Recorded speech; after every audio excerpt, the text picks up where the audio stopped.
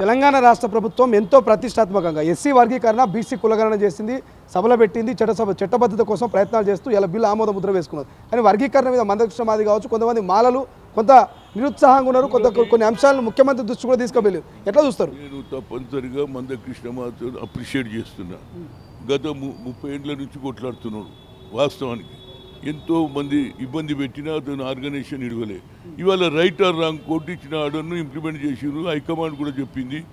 ఏది మన మల్లికార్జున్ ఖర్గే కానీ రాహుల్ గాంధీ గారు కూడా ఒప్పుకున్నారు. దాన్ని ఇక్కడ మేము ఇంప్లిమెంట్ చేసినాం. ఇక దానికి ఆయన ఏమంటుండే ఇంకా 11% పెంచాలి, 9 కాదంటు. నేనేమంటున్నా మొదలు ఇచ్చింది తీసుకోండి, ఆ తర్వాత వచ్చే ఏది రోజులలో పెంచడానికి ప్రయత్నం చేయండి. ఇవాళనే ఇప్పటికే వాళ్ళు మా ఏది వేరే సెక్షన్ రైట్ సెక్షన్ ఏమంటున్నారు తెలుసా?